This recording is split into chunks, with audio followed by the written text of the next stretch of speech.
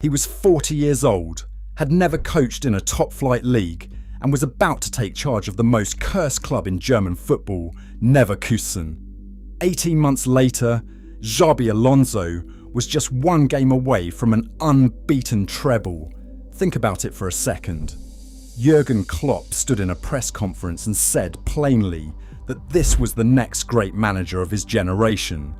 But why did Liverpool ignore Xabi since his exit from Madrid? And what does this mean for Chelsea and the Premier League? To understand why Klopp was right, you have to understand who Xabi Alonso actually is. He wasn't just a footballer, he was a coach in disguise, walking around in a midfielder's body for 15 years, taking notes of the entire time. He grew up inside the game. His father, Perico Alonso, was a Spanish international who won back-to-back La Liga titles in the 1980s. Then his father became a manager. So Xabi didn't learn football the way most kids learn it. He learned it the way the children of architects learn how houses are built. From the inside, from the blueprints up. By the time he reached Liverpool in 2004, he was already studying. Steven Gerrard, his captain and midfield partner, would later say something extraordinary. He said Alonso was the best midfielder he had ever played alongside. In one season at Liverpool, Alonso became the first player in Premier League history to complete over 1,000 successful passes. 1,000! In a league where Englishmen were still being taught that passing the ball backward was a moral failure, Alonso was completing more passes than anyone alive. He scored the winning goal at Stamford Bridge to give Liverpool their first away win there in 4 years. He was the heartbeat of Rafa Benitez's team in Istanbul, the night Liverpool came back from 3 goals down to win the Champions League. When Alonso left in 2009, Gerrard admitted it broke him. He said his own form dipped the next season because of it. That is the kind of player Alonso was, not just brilliant, genuinely irreplaceable.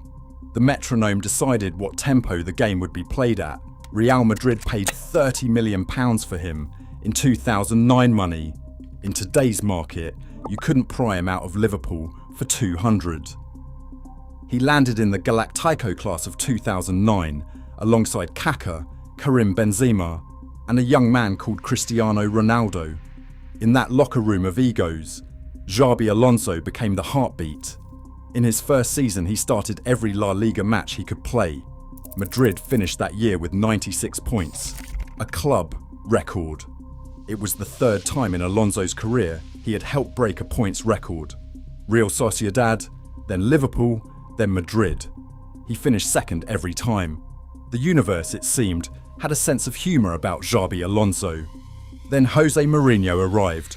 Alonso did something almost no one in Real Madrid history has ever managed. He survived a Mourinho era without losing his reputation. He came out the other side as the one player everyone, Barca fans included, agreed they liked. He did not trash talk. He did not kick people. He just dictated games, quietly, patiently, like a man playing chess in a bar fight. He won La Liga in 2012, his first league title. Think about that for a moment. Xabi Alonso won a World Cup, a European Championship and a Champions League before he ever won a domestic league. The man's resume reads like someone skipped to the boss level and unlocked the regular game last. Then Bayern Munich, the final stop. 3 Bundesliga titles under Pep Guardiola. Pep, famously hard to please, said publicly in 2017 that Alonso would come back as a manager. He called him one of the best midfielders he had ever seen. Count the names on Xabi Alonso's playing CV: Benitez, Mourinho, Ancelotti, Guardiola, Del Bosque, Aragonés. Somewhere between 4 and 7 of the greatest coaches in the history of the sport. He played for all of them. He did not just play for them. He was their general on the pitch. You do not end up like that by accident. You end up like that by paying attention. Alonso retired in 2017. He could have done anything. Television, punditry, the slow, gentle slide into being one of those legends who shows up at testimonials and smiles for sponsors. Instead, he went and coached 14-year-olds, Real Madrid's under-14s. He took the unbeaten season with them. Then he moved to Real Sociedad B and won them promotion to the Segunda Division for the first time since 1962. 62 years. Alonso showed up and ended that streak in 2 seasons. While other former players were chasing big jobs immediately, hoping their name would carry them, Alonso was doing the unglamorous work. Reserve football, coaching kids, studying, getting better. He was never in a hurry. October 2022, Bayer Leverkusen, a club so famously cursed by second place that they had a nickname for it, Neverkusen, 17th in the Bundesliga, 2 wins in 12 games. Their previous manager had just been fired. The club was staring down relegation for a side that had been a European semi-finalist 20 years earlier. Sporting director Simon Rolfs had a choice. He could hire a veteran firefighter or take a 40-year-old Spaniard who had never coached in a top flight in his life. Rolfs picked the Spaniard. The decision was not as crazy as it sounded. Alonso's resume said reserve team and youth football, but his references read like a list of the most powerful men in European football: Pep, Mourinho, Ancelotti, Benitez. Each of them had said this man would coach at the highest level. The football world had not quite caught up. Rolfs had. Alonso walked in and did 3 things immediately. He told every player exactly where they fit. He set up a versatile 3-4-3 that became a 5-back when defending, and he made them press high. The first match, Schalke, 4-0. That was the opening sentence of what became the most beautifully written sentence in modern German football. Leverkusen did not just escape relegation, they finished 6th and qualified for the Europa League. By the end of the next season, they had pulled off something Bayern Munich had spent 11 years preventing. They won the Bundesliga, not just won it undefeated. Every game in the league, not one defeat. They added the German Cup for a domestic double. They reached the Europa League final, 1 game away from an unbeaten treble. They lost that final to Atalanta in a heartbreaker. If any team in modern football deserved an unbeaten treble, it was that one. Florian Wirtz, Granit Xhaka, Jeremy Frimpong, Alejandro Grimaldo, Victor Bonifaci. These were not household names when Alonso took over. By the end of his second full season, they were among the most watched players in Europe. Grimaldo joined on a free transfer, 11 goals and 15 assists from left wing back. Frimpong, on the other side, 12 goals and 11 assists from right wing back. Together they were the best fullback partnership in Europe. Xhaka, a player Arsenal supporters used to boo their own captain over, became one of the most reliable progressive passers in European football under Alonso. 99th percentile. This was not a fluke. This was a methodology. The tactical evolution is the thing nobody talks about. In his first Champions League game in charge, Leverkusen dominated possession against Feyenoord. 17 shots to 5. They won 4-0. They won at home against AC Milan and Inter Milan, and they finished 6th in the Champions League table. And then there was the other thing. Leverkusen kept scoring in the last minute. Goals in the 88th minute. Goals in the 93rd minute. Goals from impossible angles. So many that you could not call it luck. Some people called it Madrid DNA. Some called it Klopp DNA from Istanbul. Some just called it Alonso ball. Whatever it was the thing you cannot coach in a textbook. A team that somehow refused to die. And this was the moment Jurgen Klopp opened his mouth. January 2024. Klopp had told Liverpool he was leaving at the end of the season. He had given them every advantage, a full transfer window notice, a summer to plan, and crucially, his honest assessment of who should take his job. He stood at a press conference and said plainly that Xabi Alonso was the standout manager of his generation. He said the football was exceptional, the team was exceptional, the transfers were exceptional. He said the dinosaurs, his word, the Ancelottis, Mourinhos and Guardiolas, would not be doing this forever. The next generation was already here, and Xabi was the head of it. Pundits would later say, imagine Xabi being the coach of Liverpool. But Xabi decided to stay 1 more season at Leverkusen rather than rushing into a new job. But Liverpool needed a manager that summer, so they hired Arne Slot from Feyenoord. In fairness to Slot, he won the league in his first season, with essentially Klopp's squad and one perpetually injured signing, Federico Chiesa. He delivered the title. And then, the very next season, after he was given his own transfer window and £400 million to remake the team in his image, the whole thing collapsed. Liverpool conceded 52 league goals, the most since 1994. The team Slot built, with his own money, his own players, in his own image, gave up more goals than any Liverpool side in a generation. Salah, on his way out of the club, posted on Instagram. He said he wanted to see Liverpool back to being the heavy metal attacking team that opponents fear. He said he wanted them to win trophies again, diplomatically, politely, with just enough plausible deniability that he could pretend he was not slamming the manager directly. It was a slam. The entire squad seemed to agree. The fans booed at home draws. Slot gave a post-match interview after losing 4-2 at Aston Villa and said with a straight face that Liverpool had done quite well to score twice at Villa Park. That is the kind of thing a manager says when the wheels are coming off, and he is trying very hard to convince himself the car is fine. Meanwhile, in Madrid, Xabi Alonso was getting his own painful lesson.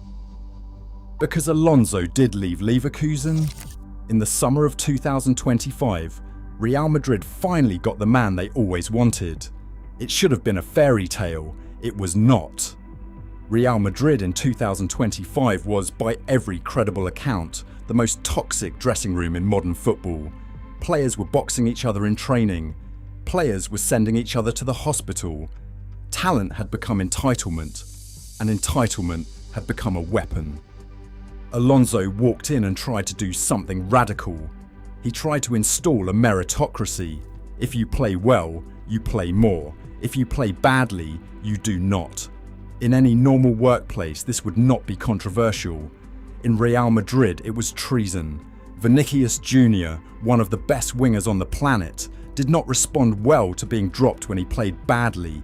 He complained to the press, to the president, to anyone with a microphone. Eventually, he got his way. He played more. The performances did not get better, but he played. In October 2025, Alonso beat Barcelona at the Bernabeu, 5 points clear at the top of La Liga. Real Madrid had lost every Clásico against Flick's Barcelona before this. Alonso had not just stopped the bleeding, he had reversed the result. By every objective measure, the project was working. Then came the moment that explained everything. After winning a game, Alonso asked his players to give Barcelona a guard of honour. This is standard La Liga tradition for the reigning champions. Kylian Mbappe, a player Alonso actually liked, told him no. Alonso did not fight back. He did not draw a line. He just accepted it. And in that moment, the dressing room learned what they needed to know. The new manager could be overruled. A few months later, after a Spanish Super Cup final loss to Barcelona, Real Madrid sacked Xabi Alonso after 233 days. Klopp, watching from his new role at Red Bull, said he felt sorry for Alonso. He called him a great coach. He said the situation was nearly impossible. Stepping in after Ancelotti and trying to install new rules was too difficult, Klopp said. He was being polite.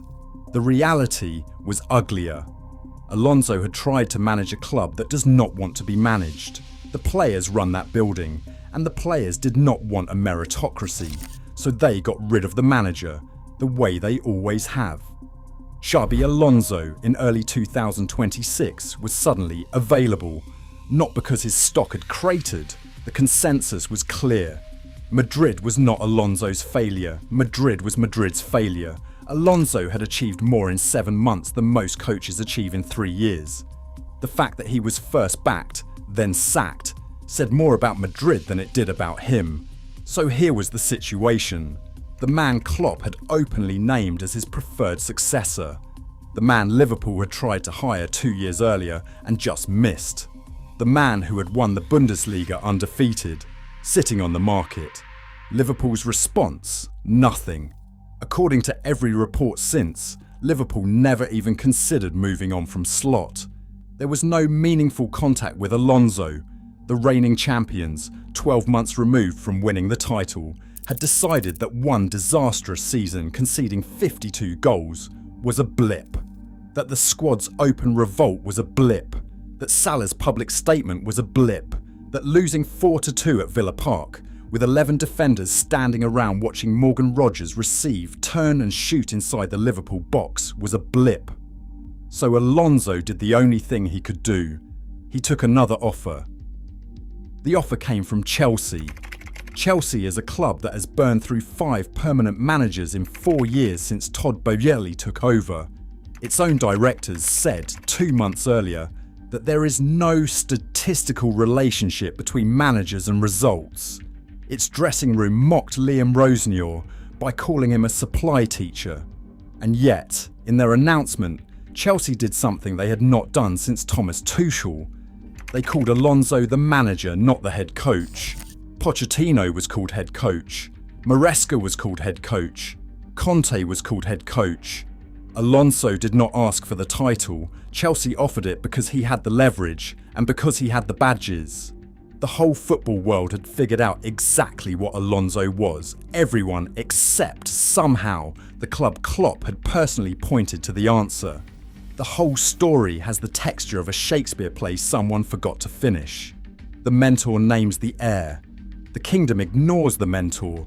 The heir goes to the rival kingdom. The kingdom that ignored the mentor watches from a distance and wonders what could have been. Klopp left Liverpool as the manager. He did not just leave the club, he left a blueprint. He left a name.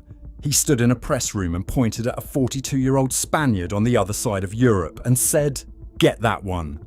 And Liverpool, the club that for decades has held its managers in higher regard than its players, the last great cultural anomaly in modern football, looked at Klopp's note and filed it under interesting but not urgent.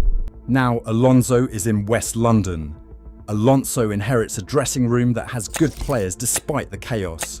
Reece James, Cole Palmer, Moises Caicedo, Enzo Fernandez.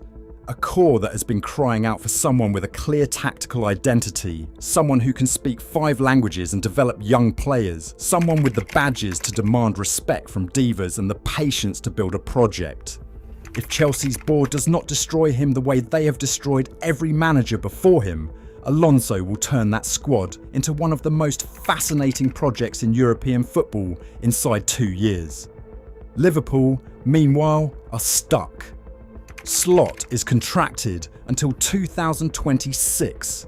The dressing room has cooled. The fans are restless. Salah is leaving. The defence is leaking. The football is, by Slot's own former standards, dire. You can imagine the conversations behind the scenes at Anfield.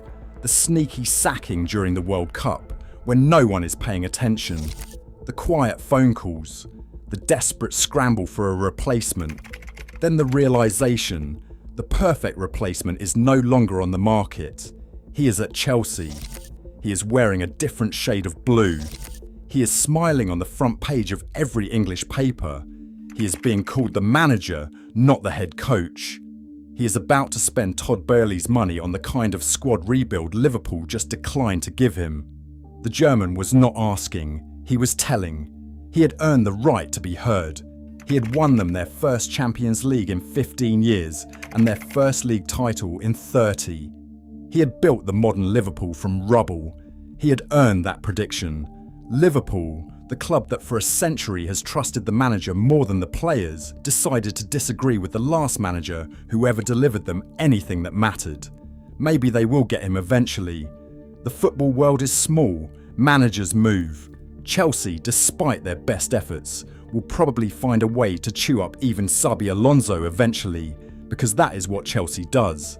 And maybe 3 or 4 years from now, the stars will align, and Alonso will finally walk through the door at Anfield he always seemed destined for. If it happens, no one at Liverpool will admit they got it wrong. They will call it timing. They will call it fate. They will call it the right hire at the right moment. But the rest of us will remember. We will remember February 2024, will remember Klopp standing at that podium, pointing at the standout manager of his generation, saying the next great Liverpool boss was already there, already proven, already on the way. And we'll remember that Liverpool listened. They nodded, they smiled, and then they ignored him. The man who built the modern Liverpool walked out the front door telling the club exactly who should follow him. The club let the answer walk into a rival's office instead. Now they get to watch from a distance as the prophecy comes true at the wrong address. Klopp was right. He was right in 2024, and he was right in 2026. He was right about the football, the temperament, the bloodline, the badges. He was right about all of it. Liverpool just didn't want to hear it.